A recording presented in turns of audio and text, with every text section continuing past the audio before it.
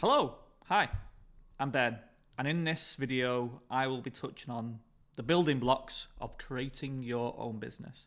So we've all been daunted by the idea of, oh, I've got this brilliant concept, but I don't know how to do it. Or I don't know all the individual stages from getting my idea to launching my business and doing it all on my own. It's so crazily overwhelming.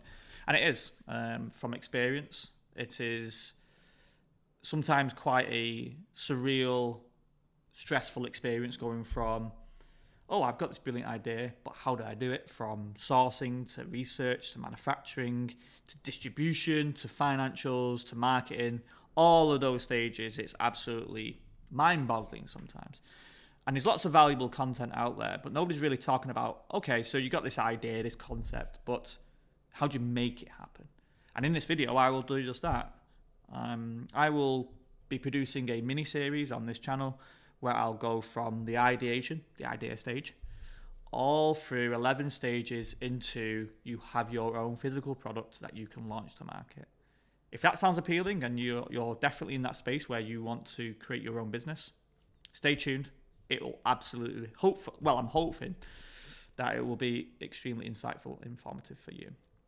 If you stick around to the end, I've got a little bit of a sneak peek into some of the ideas that will help you along that journey. So make sure to stick along to the end where I will discuss the final stages and a few ideas that will help you out. But without any further delays, let's just jump straight into the juice of this content, which is the process. So this is my business process. I've broken these down into very individual, specific areas of focus. As a entrepreneur and a business owner, if you're doing it yourself or you're doing it with a couple of people, it's absolutely crucial to break down each key stage, what's required, what's needed, and then moving on to the next. Otherwise, you'll have this overwhelming feeling of there's too much to do, I can't do it on my own, there's no point in doing it. Been there, feel it. So you can see on your screen right now, I've got these 12 distinct phases: the ideation, branding, research, planning, all the way into prototyping, resourcing or sourcing, manufacturing, marketing, sales, distribution, quality assurance, launch, and most importantly, post-launch. So I'll talk briefly in regards to what these actually mean. And I will also be releasing a mini-series on this channel talking about each individual one, the building blocks that comprise upon this particular breakdown and why that's needed. So you're probably wondering, Ben, why you qualified to even talk about such a subject, X, Y, and Z. And the way I'd explain it is I've built this off my own experience of starting my own business on my own. How do I go about building a business from an idea? And all the individual stages that were required. I started out with no plan, no concept of what was needed, and it became overbearingly stressful because I didn't know when do I need to start my marketing piece? When do I need to think about sourcing, speaking to manufacturers? When should I start thinking about delivery, packaging? This is why this plan exists. So let's start with ideation, or how I like to call it, the dreaming stage. This is where you're most visionary. This is where you come up with the ideas to make something happen. I personally love this stage. I'm a very visionary person. I'm very visual, generally. So what do you want to do as a business? Do you want to sell a physical product? Do you want to be a digital business? Do you want to be online? These are the things that you have to decide at this stage. It's very important to understand what value you want to provide to customers, how you're going to do it. So for myself, my own example, I like fragrances. I love smelling things. I love when I smell nice. I love when others smell nice. I like when I come home and my home smells nice. So I was like, right, I want something in the fragrance area, but what type? A lot of the time I think about aftershave, but I looked into it. Very, very complicated to get into. What about candles? What about diffusers? What about soaps? Oh, they look promising. And could I see myself building a business around that? Absolutely. I've looked at other things, and the best thing to do here is just make notes down, write down on paper. What ideas do you like the sound of? Do a little bit of poking around, see how complicated it is, and then go to the next stage. But this is very perfect. Like, what do you want the business to be doing? What do you want it to be known for? How are you going to make it resonate with customers and get people through the door? That is super, super important. So this is the dreaming stage. Absolutely crucial to get this stage absolutely spot on. And it's the first one in the overall process. Step 2 is the brand. So you've got an idea, you've got a concept, and you like the sound of it, you can build a business around it. Now you need to come up with the brand, the why.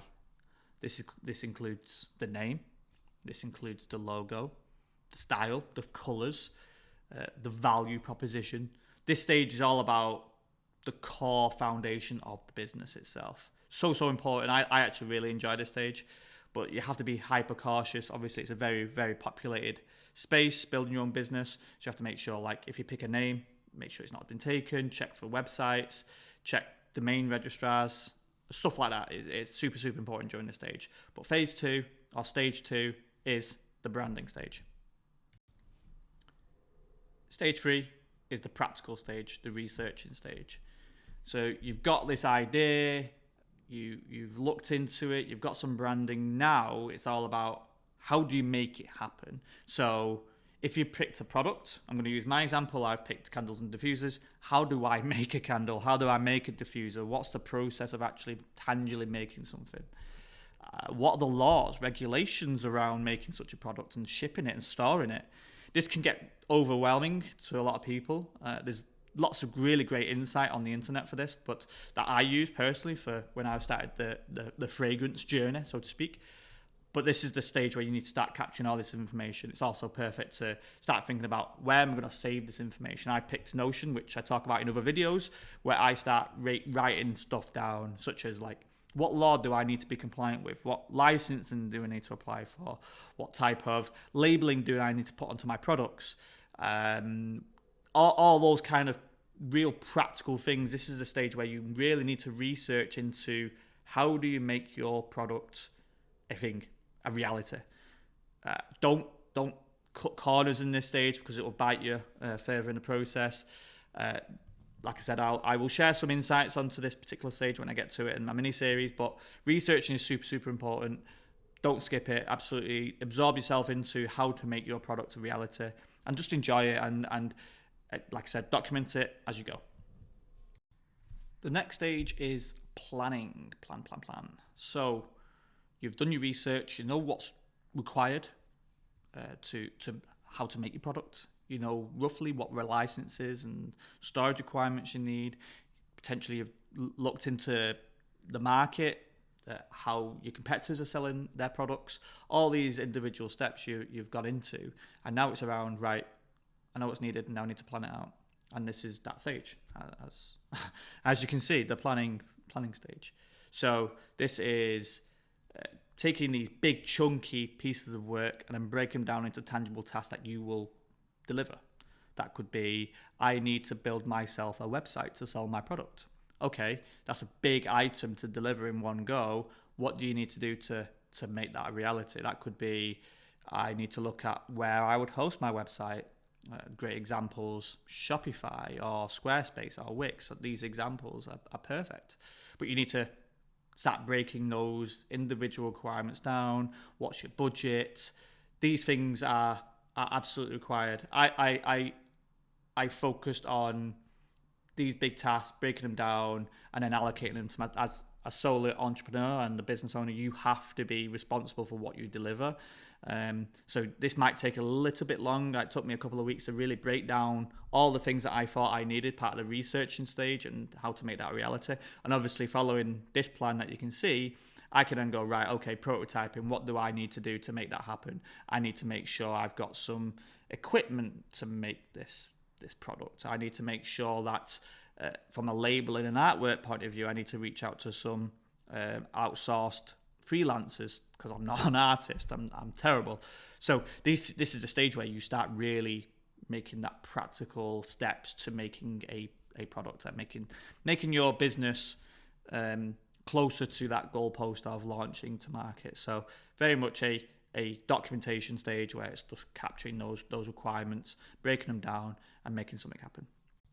So now this is where it's getting exciting. So you've done the last 4 stages, and it feels like you've not really made any practical changes to make this business a reality, but they are super, super important, as I explained.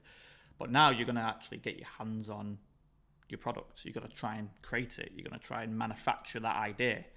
If you're a physical business, so using fragrances that I make my candles, I make my diffusers. If you're a digital business, you're going to start coming up with some MVP, minimal viable products, around what can I put out there into the marketplace to see if it actually will work. So for my business, I needed to make some candles. I needed to give them out to friends and family, get some feedback, get some kind of thoughts on what they, generally how they thought about my product. This is the very much a trial and error phase, is what I'd put it. It is, how do I make my product a reality? What materials do I need? Can I do it? And then once you've kind of got through that, you've got now go, okay, I can now make my product. I now have something in my hands that I can see. I now have a website, or now have a digital product that I can push out to market. Brilliant, because this is where it gets really exciting. This is why this is a very huge milestone for a lot of businesses, because before it was all theory based, it was all documentation, researching, stuff like that. But when you're actually starting to prototype and make it, you get a buzz, an excitement around, oh wow, okay, this is actually happening now. This is why prototyping is it's the perfect stage in the business plan, because it might have become quite daunting, overwhelming, frustrating, because you've got all this documentation.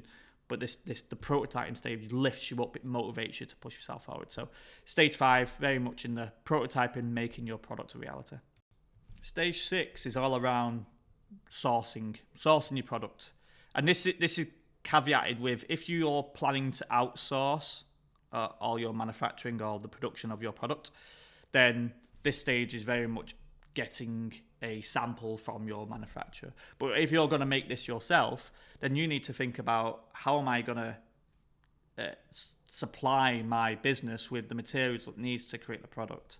That could be, I need to get a manufacturer in a local area that will give me the jars that I need to create my candles, as an example. Or I need to reach out to a manufacturer that is licensed to give me the fragrance oil to mix within the wax. Or for a diffuser, I need to get the sticks, as an example, to put into my diffusers. This is the stage where okay, so you know how to make your products at part of the prototyping stage. Now you need to think about bulk orders. How many do you need to make for the launch? That might be 100 jars. Okay, now you need to start pricing it up. This is where I use a very, very simple spreadsheet. All the materials I need to create my products, the rough price point per supplier, what's needed. And I usually look at 3 suppliers in the local area and what the cost point is to supply me with that amount of material. And then I divide that total amount by how many I need, and then you got a rough cost of goods for that particular product. Because what you don't want to do is you don't want to move ahead into the manufacturing and sales point if your product is actually too expensive to make. So this stage is very much numbers based when it comes to how you're going to source your product. I know there's a lot of fluff there, but it's a very, very detailed subject, which I'll have to cover in a separate video. But effectively, this is where you're sourcing the materials and the tangible goods to make your product. So that's reach out to suppliers, reaching out to outsourcing manufacturers, whatever it may be. This is the stage for that. It's stage 7. It's getting serious now. So you have sourced all your materials, you understand your price point, you're still making a profit, which is absolutely required. If you don't make profit in a business, you don't have a business. So now you've got your raw materials, you understand how to make it, you understand what research, you've got all the research needed. Now you're going to make it. So now you're putting all of that time into making your product a reality. I find this stage quite therapeutic, and it's a kind of leveler and going, oh my God, now I'm making something to go to market. So this is, I don't need to go into much more detail. You get it. This is all about making the product. You've sourced it. Now make it reality. Now we're getting on to marketing and sales, and I will be honest, this was the stage where I was overwhelmed. There's so much you have to do. nowadays, especially if you're an online business, to succeed and split yourself out from the market. And I'm not a marketing and sales person, I'm a technologist. So I know technology, I know integrations, I know all that kind of stuff. However, when it comes to selling and marketing, that's my weakness. And it is also probably one of the biggest elements of starting your business. How are you going to get people through the door? How are you going to get people to know about your business? How are you going to get people to buy your product? Can be extremely stressful this stage, because how are you going to do? Are you going to do email campaigns? Are you going to set up social media accounts? Are you going to, like we talked about earlier, are you going to build an online website? This is the stage where you do all those stages. And I would always, from this perspective, think if you were a customer, how would you know about your business? So that might be through word of mouth initially, always the most powerful one when you start up a business. Build your network, speak to friends and family, get them to spread the word, put around leaflets in your local area, tell them about what your business is all about, join local communities or crafts stores around what you're trying to make and why you're trying to make a difference. It'll all go back to the kind of stage 2 that we talked about around branding, the why. Why should I buy your product over somebody else? So this is where it becomes getting people through the door. If you don't do this right, you're going to have products sitting there doing nothing because you can't sell it. So researching how do you sell a product, how do you market a product, super important, but obviously probably the most crucial in this whole process to get right. We need to start thinking of distribution now. So you've manufactured your product, you've got it there, you've decided how you're going to sell it and get people through the door through your marketing activities. Now you need to understand how you're going to get it in their hands. If you're a digital product, that might be through a download link, that might be through an online store. If you're a physical product, now you need to start thinking about delivery services, couriers, how you're going to handle packaging, the filling around it. This is where you need to think about shipping costs as well. If you're a local business, likelihood is you're not going to do international business when you're starting off, because that will be a significant cost to your business. So look at local couriers. I personally use Royal Mail. So Royal Mail do a drop and collect service. That will be amazing if you're a physical product company and you're starting out, because you can scale quite slowly and steadily throughout the process. But if I started to think about international business, I wouldn't even know where to start, because I know the costs are so high.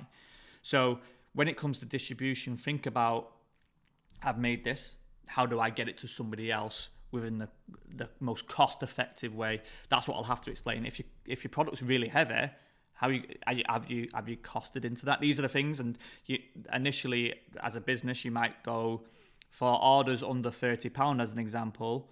You have to charge for costs, but anything over, because of the economical costs of the shipping, you can then offer it for free. These are things that you have to figure out at this stage. So how are you going to get your product into the hands of a customer? This is the crucial stage to do it. We're nearly there. You're probably thinking, oh, this is so exhausting, there's so many stages. But this is what you need to do to get through to a business. I know other business owners might merge some of these into one. I've split it out just for explaining this, and obviously for myself to structure my business. But we're nearly there, and we're at the stage 10, which is quality assurance. What do I mean by quality assurance? So as a business, first impressions really count, and you can't afford for a faulty product to get into the hands of a customer, because that would be a lost customer. You don't want you to launch the website and links don't work. You don't want to test out the shipping process and actually it doesn't work and it goes to the wrong customer or it gets lost. So this stage is all about testing it out. So going onto social media channels and testing to make sure the redirection links to your website work, making sure when you go onto your website the product descriptions fit and the product images work and it's quick and it's easy to use, the user experience is there. Do a dip sample into your products. So if, for example, candles, light a few candles, make sure that the experience is what you'd expect. This is the stage where you have to make sure every single element is absolutely how you planned it, because that first experience is the most important. So testing your business and everything that you've done to this stage is part of quality assurance, and the last stage before you launch. We're there. We're finally there. It feels like it's been a journey to get here, but we're now at the launch stage. So You've done the quality testing, you've figured out how you're going to ship it to people, you've got your marketing and sales plan, you've manufactured your product, you understand how you're going to keep resourcing and supply and demand into your business to keep up the orders. Now you need to launch. So part of this is you might do a soft launch, that might just be friends and family. You might do a more active launch where you might do a physical event in a nearby area. That might be a local craft store, that might be in a bar somewhere, if you're doing, especially if you're distributing alcoholic beverages or a beverage of choice, or you might do coffee and you launch it in a coffee shop, whatever that may be. You're planning a launch event. You've got email campaigns lined up, so as soon as you launch, you can send it out to people that you know. On social media, you've got social posts launched and ready. This is a stage where you are pushing it out into the market and making your business live. It's super, super exciting. Don't forget at this stage to actually celebrate. You know, you've just gone through 10 stages of a lot of hard work, a lot of, testing, trial and error, documentation, researching. Now it's the time to go, my business is actually live. I've made it reality. I've now got something out there. And I think the excitement of making your first sale will make it all worth it in the end. So launch explains itself. You are making your business live.